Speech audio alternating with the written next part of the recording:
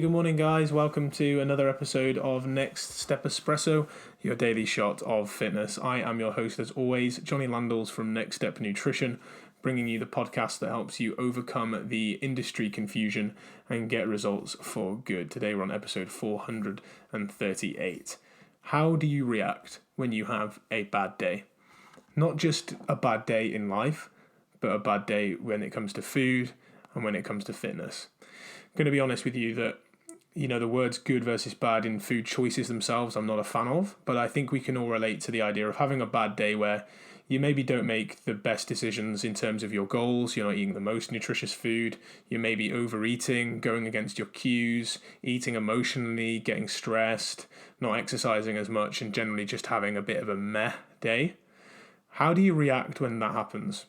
Right? Because some of us see this as normal, a normal up and down of daily life, normal up and down of being human, whereas other people view these as catastrophic failures, right? Where you're like, man, I'm so shit at this. Why am I such a failure? Why am I just getting in my own way? Why am I constantly messing up? And why am I struggling so much with this?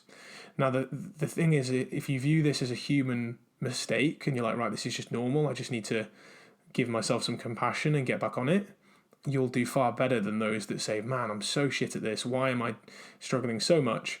Because those catastrophic thoughts can lead to really big levels of discomfort, which can lead to levels of wanting comfort, which then leads to levels of eating more food, right? So self-compassion, again, is very much linked with how you can recover from a good or bad day of eating. And there was a study done with a group of two groups of women who were given a couch, a donut, and a television.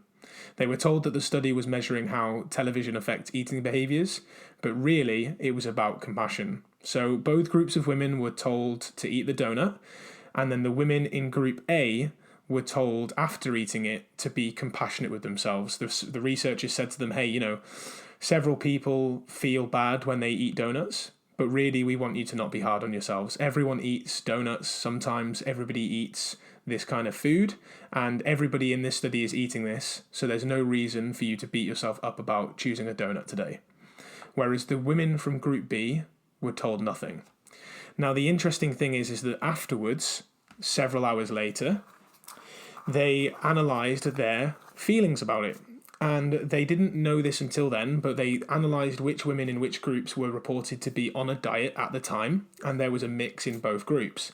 Now, the women in Group B who were told nothing after eating the donut, who were also happened to be dieting, felt more guilt and shame after eating those donuts than the women in Group A, which didn't eat the donuts. So, interestingly, a bigger feeling of shame and guilt after the donuts because there was no compassionate message from the researchers. Now, what happened next is even more interesting. 3 hours later, they were asked to participate in a taste testing session with as many sweets as they desired. The women who felt more guilt and shame from eating those donuts ate more sweets in that test than all other women in the study because they felt the guilt and shame earlier in the day with that food choice. So what's the point? Well, the researchers in Group A, by asking Group A to be compassionate, they tapped into the women's mindfulness, they tapped into their common humanity, and they tapped into their self-kindness. And it showed then that by being compassionate with themselves over a certain food choice, they reduced their chances of overeating later, they reduced overall feelings of food guilt, and they were able to better regulate their eating habits. So if you want to put this into practice, what you need to do is think currently of ways that you now use self-criticism as a motivator, right? Think about any personal trait you currently criticize yourself for because you think being hard on yourself will help you change. Do you call yourself lazy? Do you call yourself moody? Do you call yourself overweight? Anything. But then think, what emotional pain is that actually causing you? What is that actually making you feel like? And if you need to, write this down. I know some of you journal when we're having this podcast. So identify and write down any trait you criticize yourself for, and now write down what emotional pain that's causing you. Now, think about if you were talking to a friend about this situation. What language would a friend say to you to show you that this is an unproductive way to think about it, and what would they say to you to think about instead? Say it out loud right now if you want to, or think about it and write it down. Because what is the most supportive message you can think of that aligns with your desire to be healthy, to be happy, and to have a great life? If you can do this every time you think about a critical thought, every time you catch yourself being self-critical, you can notice, name it, and replace it with a compassionate message, you are going to have far better results in your fitness journey.